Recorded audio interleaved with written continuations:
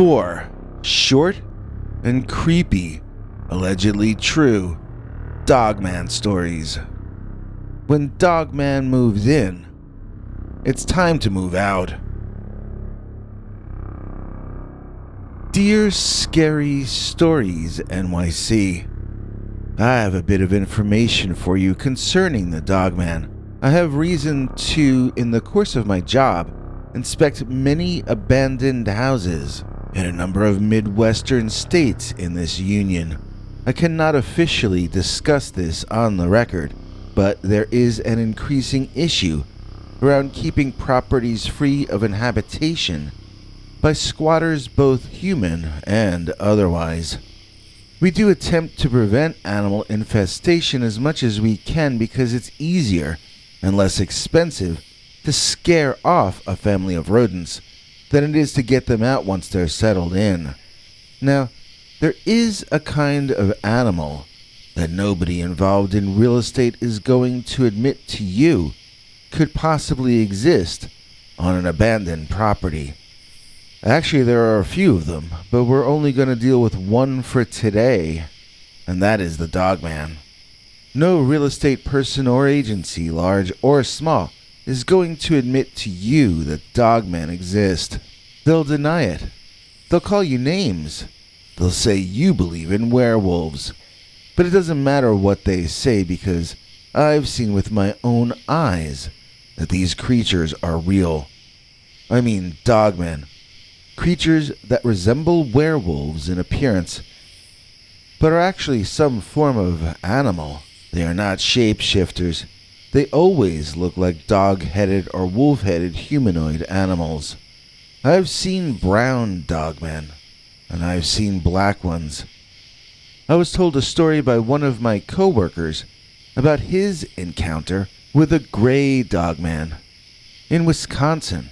I've heard about a shaggy kind of extra-large dog in Michigan that remains on all fours, but is as tall as a man, even without ever standing up in a bipedal fashion. I'm not just talking about one species. There seem to be as many kinds of North American Dogman as there are North American dogs. Why these are not yet known to science is a mystery to me that I would rather not spend too much time considering. Where I encounter these unwelcome guests are in homes that were formerly lived in, but have become abandoned due to financial difficulty. This has been true every time so far, almost as though the wolf at these families' doors moved in once it got them out. It was like the misery of losing your home manifesting into a terrifying living nightmare being. I'm waxing poetic, but there's nothing artful about a Dogman. They don't inspire you to paint a masterpiece. They don't inspire you to write the great American novel. What these things inspire is dread, fear, and horror. They inspire your fight or flight reflex. I've run into 3 of these things in my travels, and I have no qualms about admitting that each time I screamed and ran. I don't know for a fact that they have humans on their menu, but I've heard stories. I've been told that the only people who know why the Dogman is interested in us are the people who never came back from their encounters with these creatures. The only thing I can tell you with 100% certainty about this subject is when Dogman moves in, it's time to move out. Werewolf transformation during a red light. Dear Scary Stories NYC, YouTube sent me one of your videos randomly, and I found myself falling down a rabbit hole of scary stories, but also nostalgia. It's gotten me to thinking about something that happened to me when I was a kid, riding in the back seat of my parents' car. My mother and I had gone that day into the city, taking a bus to the Staten Island ferry to meet my father. We saw a Broadway play together and had a dinner at a restaurant, and Dad was now driving us home. He took us into Brooklyn in order to access the Verrazano Narrows Bridge back to Staten Island. Only, Dad took a right when he should have taken a left, and we found ourselves lost in neighborhoods like Williamsburg and then Bedford-Stuyvesant, which were both considered dangerous neighborhoods for suburban families like ours back in that day. I mean, this was still the 1980s, you know? I think Reagan was still president, and Ed Koch was still mayor. So, we needed to roll down the window and ask someone directions, but my parents were too scared to roll down any of the windows. This is why, when I saw what I saw, neither of them wanted to listen to what I had to say. They were focused on grown-up things. They didn't need their son freaking out in the back seat about movie monsters, while Dad was still trying to get the family safely home. I don't know what neighborhood we were in Brooklyn, but we got stuck at a red light on a block with a playground on it. I just mean a concrete playground with a chain link fence around it and some basketball hoops. There were a bunch of young men playing a very intense game of hoops with each other. Generally, when we drove through those kinds of neighborhoods, my parents would yell at me not to stare at any of the locals, even if I saw them doing something inappropriate. Guys playing basketball, though, they usually don't care if you watch. So, as we waited for the light to turn green, I watched some wild and athletic play out that car window.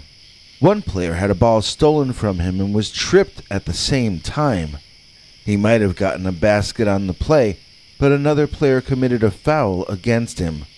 When no one else agreed that it was a foul, that player grew angry in the most extreme way I'd ever witnessed in my life, including all the years since this happened. The angry, fouled, and tripped player seemed to actually grow, literally and physically taller, as his fury increased, and I rubbed my eyes, because it also appeared he was growing hair all over. Months and months of hair growth each second, until he was beginning to resemble an animal more than a man. His head enlarged, lengthened, and long fangs popped out like watching a sped-up animation.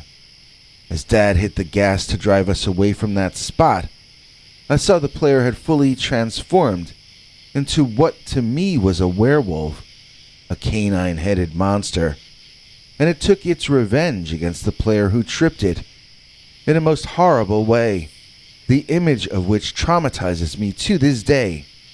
I screamed out, "Did you see that?" as we drove away, but my parents told me again, "Don't stare," and they never turned around. Whatever I saw, they didn't want to see it too. When we got home, I was cranky, and I kept insisting I really had seen a werewolf. Not only that, but I had seen that werewolf claim a victim. They humored me. Badly. "Sure you did. Sure there was a werewolf playing basketball in Brooklyn. Sure, son, sure." I got angry, and I said something that I regret to this day. I insisted that it was real, and that it was so real that it should be in the newspaper tomorrow. That made sense in my head back in the 1980s. I figured a kid whose life was ended by another player who turned into a werewolf would be something that would be hard to cover up. I figured an ambulance would be called, police would be called, and the media would show up too. Back then, the TV news was about actual things that really happened, like fires and murders. It wasn't a show about rich people lying to us and giving dumb hot takes. I used to think the news was really the news. I used to actually believe in it. Well, obviously, there was no article in the Daily News or the Post the next day about werewolves. Nothing about basketball players in Brooklyn either. I'd have checked the New York Times, but I've got an allergy to pomposity. So, after that, for the rest of their lives, my parents never took anything I said seriously. When I told them I had my first girlfriend, they said, "Sure, son, It'll be in the newspaper tomorrow, right? I had moved out of their home for 6 months before they finally believed I had really moved. They never believed anything I ever said again. And it all goes back to that night. The night when I saw a werewolf transformation during a red light. Dogman stole my dog's food. Dear Scary Stories NYC. So, about 20 years ago, I was able to afford to buy a house for my wife and myself. About 15 years ago, she decided she wanted a dog. I said, fine, as long as you take care of it. Because we live in the country, she was feeding the dog out on our back porch, which is covered over in case it rains. Sometimes an animal like a possum would come up on the porch and eat our dog's food right out of the bowl. My wife would never hear it happening, but I always did. So I'd tell her there's some other animal eating the dog food, and then she would run out there and stomp on the wooden porch until it ran away, whatever it was. It might have been a raccoon, it might have been a cat, but every single time when my wife ran out there and did her angry stomp, whatever it was always got up and ran away. Except for this one time, that is. I heard a different kind of slobbering over the dog food than usual. Each kind of animal enjoys it in a different way, with possum possibly sounding the most enraptured as they eat dog kibble. This time, though, it definitely wasn't a possum. I almost felt like maybe I shouldn't even tell my wife that there was some animal out there. But if I didn't tell her, then I would have to deal with it instead. So I told her. She stormed out back and did her usual stompy dance. This time, it lasted a lot shorter than usual. She seemed to stop it mid-stomp. There was silence for a strangely long time. And when my wife came back inside, her face was ashen, like she had died and turned gray on the spot. I asked her what was wrong, and she gave me the strangest look. Then she said, "It stood up," in the oddest way. She went to bed early, and I decided I'd better do the same. It wasn't until the next morning, when the sun was shining bright in the sky, that my wife finally explained what had happened. She said she went out onto the porch to shoo away whatever was eating from Sparky's bowl. What she saw out there was a big dog, the biggest dog she'd ever seen. When she ran out there stomping and yelling, the huge canine did not just run off. Instead, she told me, it stood up. She said those 3 words like they were describing the scariest thing that had ever happened to her. But I didn't see what was so scary about a dog that stood up. My wife gave me that strange look again through wild eyes, and she said to me, it stood up on its hind legs. She described it walking away like an angry man, sort of storming off as though he had been insulted by her rudeness. She said she almost felt as though she owed it an apology. I asked her what it looked like, and she asked me if I could imagine a Great Dane that was all black from head to foot and had thicker, more muscular arms. I told her I really couldn't imagine something like that, and she told me I'd better start trying, since it lives in the neighborhood. We feed all our dogs inside after dark since that incident. There seem to be fewer scavengers around during the daytime, especially not the kind of canine scavenger that resembles a Great Dane, but with one big difference. He walks upright, like a man. Dogman, up in a tree. Dear Scary Stories NYC, I have a Dogman story for you. It doesn't take very long to tell, but it takes a lot out of me each time I tell it. This happened back when I first married my wife, before she and I had any children. Our child back then was our shaggy little sheepdog mix named Spotty. He was on the small side of being a medium-sized dog, and our lives revolved around him. When we were invited out to the country in Pennsylvania to visit my wife's uncle Harlow, naturally we brought Spotty with us. The entire first night we were at Harlow's house, Spotty seemed tense and on edge. He kept growling at the windows, but when we looked out of them, we couldn't see anything out there that he might be growling at. On the second or third night, Spotty made a break for it when Harlow was taking out the garbage. He just ran out into the dark night, and my heart sank because that's all dark countryside out there. I didn't know how I would ever be able to find him and bring him home. Harlow lent me a flashlight, and out into the darkness I ran, calling for my dog, and walking out toward the forest I saw him run into. Those woods were imposing during the day. I really did not in any way want to walk into them in the middle of the night. I wanted even less to tell my wife that our Spotty was lost for good, though, so I ratcheted up my nerve, and I charged forward into that dark night. At first, I called Spot's name. I didn't hear a response, though, so I called his name again, a little more tentatively this time. Why would he not bark back when I called him? Had he caught what he was chasing? Or, and this seemed more likely, had something caught our Spotty? After some time, I found myself walking as quietly as possible. I no longer called Spot's name, nor did I say anything at all.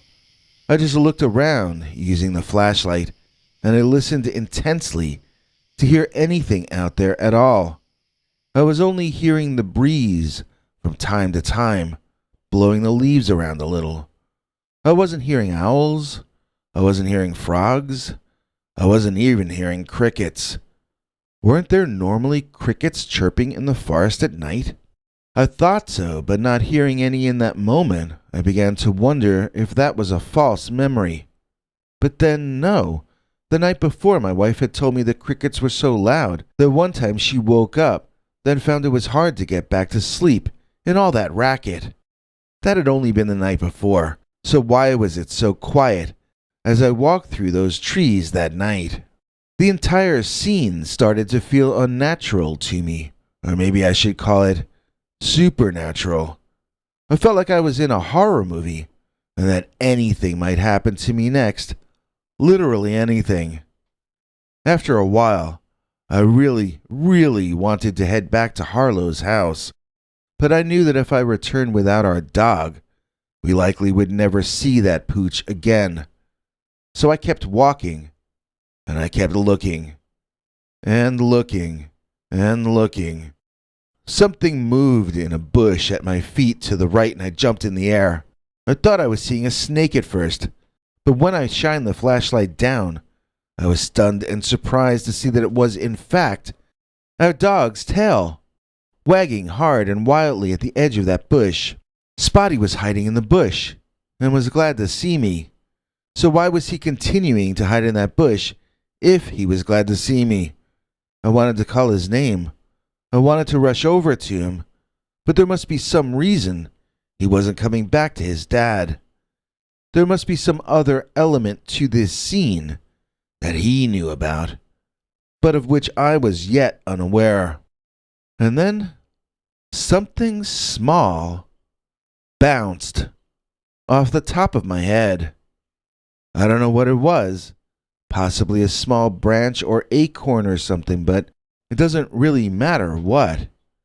When I felt that something bounce off the top of my head, it made me look up, and it made me shine my flashlight up there too. And what I saw in that tree is the entire point of this story I'm telling you now.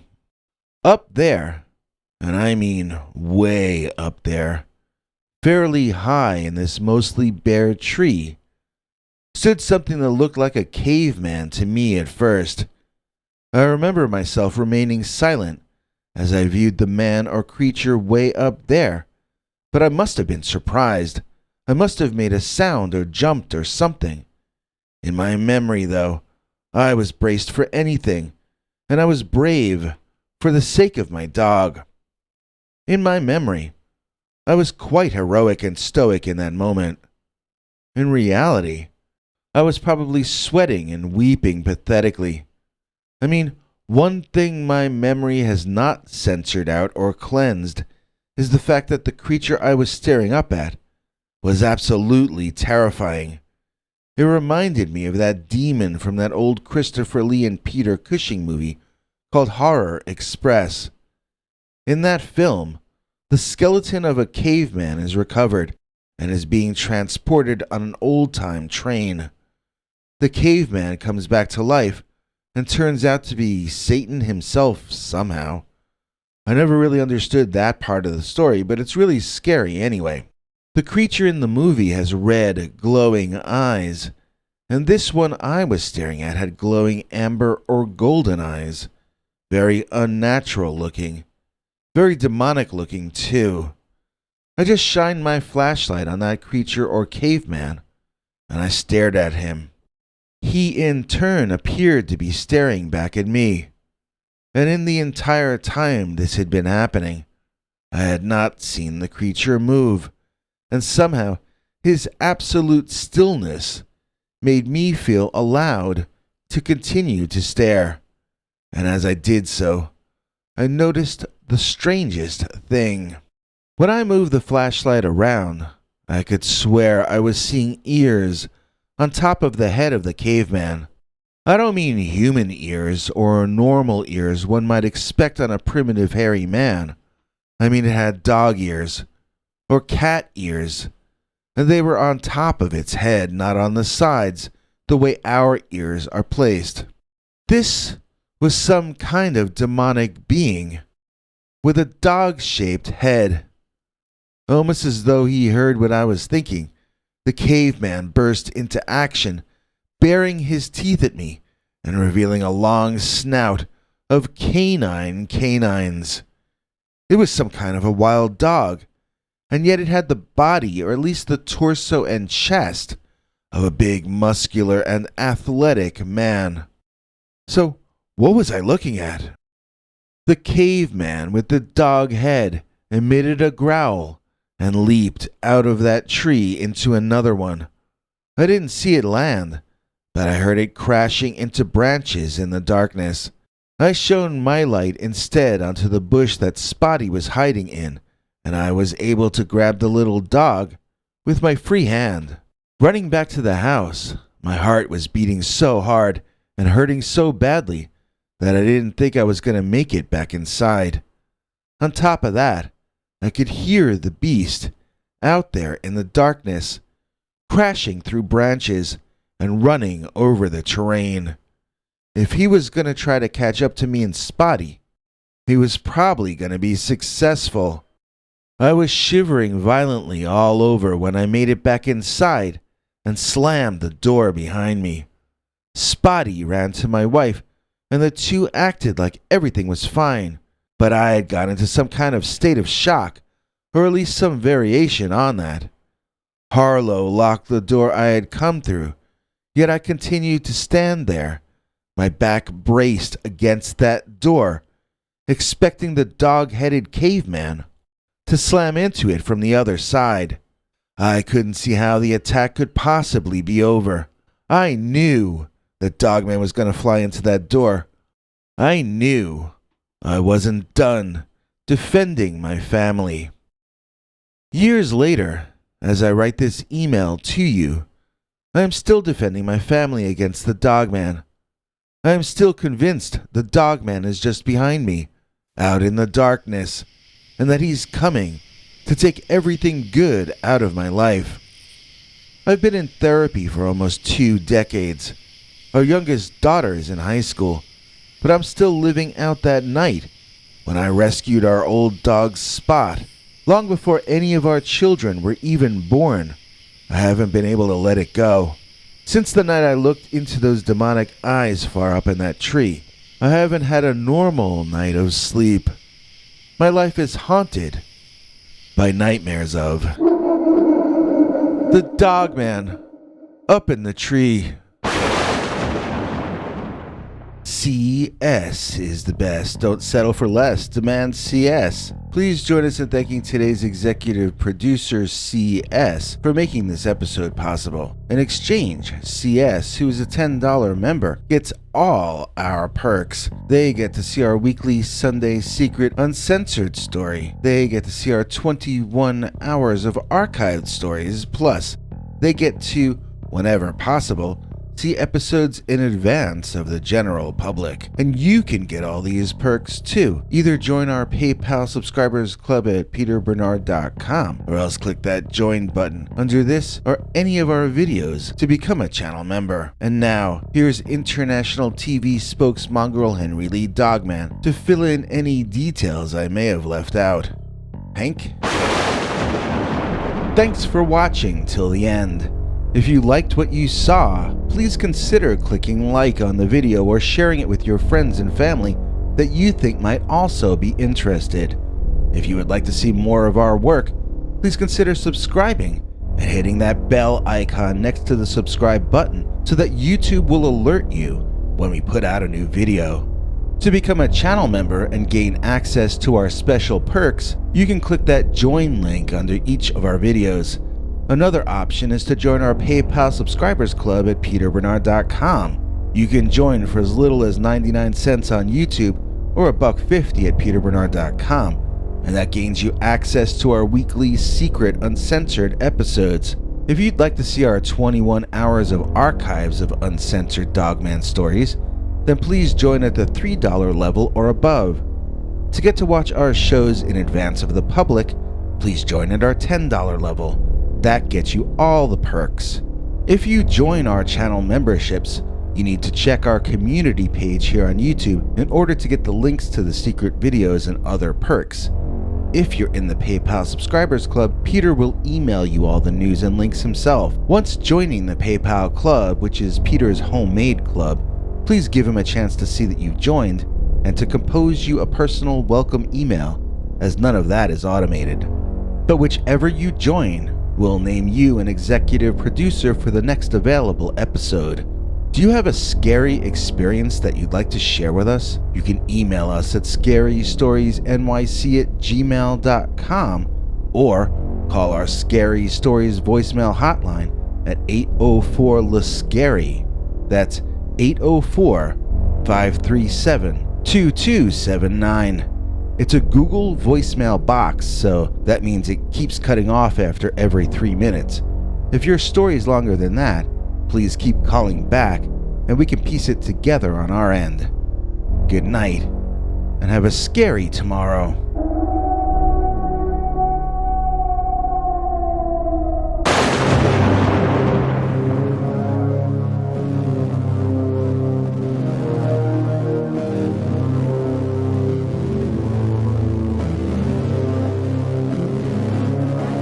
Come back for more scary stories.